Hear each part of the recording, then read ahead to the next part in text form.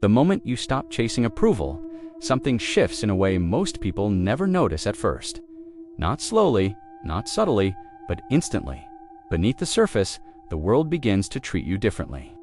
People sense it, even if they can't explain why. They may resist at first, push harder, try to pull you back into their expectations, but it doesn't work anymore. You've stopped reacting, you've stopped explaining, you've stopped validating. And in that silence, a kind of authority quietly grows. Most people spend their lives trying to be liked. They adjust their words, their tone, their very presence to fit what others want. They walk on eggshells, terrified of disapproval, desperate for recognition. But chasing approval doesn't make life easier. It makes it shallow. It keeps you small. It turns your energy outward into everyone else's hands and leaves your own potential untapped. When you stop, when you reclaim your focus, suddenly the same people who seemed indifferent start noticing. Not because you're louder, not because you explain more, but because you are solid, present, unshakable. It starts with the little things. The first time you say no without over-justifying. The first time you withhold your opinion when it's expected. The first time you let someone misinterpret you without rushing to correct them. Each small act is a signal. You are no longer a participant in everyone else's narrative. You are your own. People will test you. They always do. The ones who relied on your approval will push harder. They may try guilt, charm, anger, or pressure. They'll expect you to react, to justify yourself. But if you maintain your calm, your silence, the tension grows. You are no longer predictable. You are no longer owned by expectations. You are untouchable in the ways that matter. This isn't about arrogance. It isn't about withdrawal. It's about clarity. It's about seeing life without the lens of validation. Every reaction that once drained you now has no effect. Every opinion that once mattered now passes like air. In that freedom, respect appears. Authentic acknowledgement of your presence, your calm, your authority. Many will resist. Many will misunderstand. Their discomfort is a sign that your silence is effective. They feel exposed. Chasing approval is exhausting. Every smile you force, every compromise you make, it creates a drain on your energy. When you stop suddenly, your energy stays with you. You feel lighter, you feel stronger, you feel aligned. At first it feels awkward. At first it may feel lonely. People will demand responses, reassuring their own expectations. But each moment you resist, each calm breath you take, the world begins to recalibrate around you. Some may label this cold, but in reality, it's clarity, it's strength. And as you practice, the effect compounds. You begin to notice the subtle ways people adjust, the way requests change, the way influence comes to you. There's a profound freedom in letting go of approval. It reveals what matters and what doesn't. Silence and non-reaction are active tools. Every pause is intentional. Every withheld response is strategic. Over time, this becomes a habit. Your power grows silently, steadily, like a current under the surface unseen, but unstoppable. Conversations no longer drain you. Challenges no longer provoke panic. You move with intention and speak with weight. The moment you stop chasing approval, life responds. Opportunities appear, connections deepen, influence grows. You realize something critical: freedom, power, and respect were never outside of youth. They were waiting for you to stop giving them away. This is part 1. You've begun the shift. Part 2 will take you deeper into maintaining this power under pressure. By now, the shift is becoming noticeable.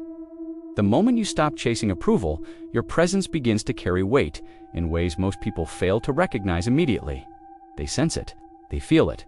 Even when they try to maintain the same dynamics, something invisible has changed. You are no longer reacting to their expectations. You are no longer giving them power over your choices, your energy, or your time. And that absence of reaction, your calm, your silence is magnetic. It unsettles some, it intrigues others, and it draws the right kind of attention to you. People will try to pull you back into old patterns. Some will become aggressive, testing boundaries. Others will employ charm, guilt, or subtle manipulation, expecting you to justify yourself, to explain, to perform for them. They do this not out of malice, but because they are accustomed to leverage over those who seek their approval. But each time you resist, each time you hold your silence, the pattern breaks. You demonstrate that your energy is yours to command. You demonstrate that influence does not come from bending, performing, or over-explaining. It comes from being aligned, consistent, and unshakable. The internal work is critical. Every thought, every impulse to explain, to defend, to appease must be noticed and acknowledged. Awareness is the foundation. When you feel the pull to seek validation, pause, observe it, name it. Let it exist without acting on it. The first few times, this will feel uncomfortable. It will feel unnatural. You may even feel a sense of loss, as if something essential is being withheld. That is exactly the point. You are reclaiming what was always yours. Control over your own presence, your own energy, your own mind.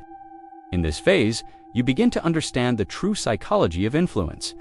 It is not about volume, persuasion, or argument. It is not about winning someone over through words or performance.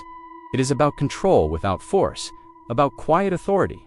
Every withheld reaction, every pause instead of explanation, every intentional no creates a ripple effect. The more predictable your compliance once was, the more noticeable your new alignment becomes. People begin to adjust without knowing why. They mirror your calm. They pause where they used to pressure. They reconsider where they used to dictate. This is influence in its purest form. And yet, the real challenge lies in consistency. People will notice inconsistency more than any single reaction. If you slip even once, old patterns attempt to reassert themselves. That is why the discipline of presence is not a single act, it is a lifestyle. Every interaction is an opportunity to reinforce your boundaries, your silence, your calm authority. Every misstep is an opportunity to return to your center, to reclaim alignment. With each moment of conscious choice, your internal power grows. Part 2 is about applying this power under pressure. When conflict arises, when someone attacks your ideas, your values, or your decisions, the temptation to react is strongest. The mind tells you to justify, to argue, to appease.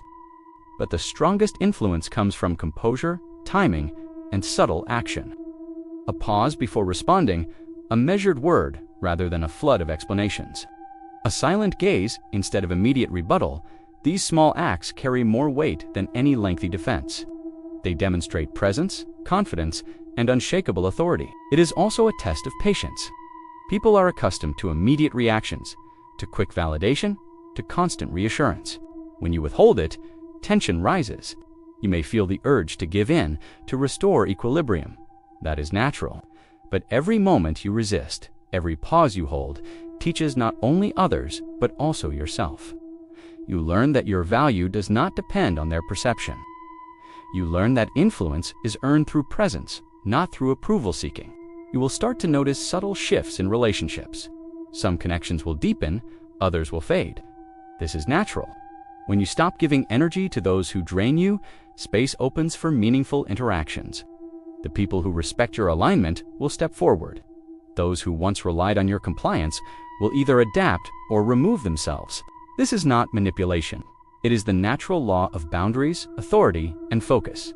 In every action, consider intention. Ask yourself, am I acting to satisfy my own purpose, or am I reacting to someone else's expectation? Every decision guided by your own values, rather than by the need for approval, reinforces the internal architecture of power. Over time, these repeated choices compound. The moment you stop seeking validation, you stop being controlled. You stop being predictable. You stop being an extension of someone else's desires. You begin to occupy your own space. Fully, and that space commands respect effortlessly. By the midpoint of this practice, your life begins to feel lighter, clearer, more deliberate. Tasks that once seemed overwhelming become manageable. Interactions that once triggered anxiety now pass without effect. Opportunities align naturally. People adjust, and the sense of internal authority becomes palpable. You begin to understand that chasing approval never created influence. It only scattered it. True influence, true respect, arises from alignment, presence, and the refusal to react unnecessarily. In Part 3, we will go even deeper. How to sustain this power in high-pressure situations, how to expand it across social and professional contexts, and how to make your calm authority a constant force in life. By the end of that phase, the transformation is complete. Silence, composure, and internal alignment become second nature, and the world responds accordingly.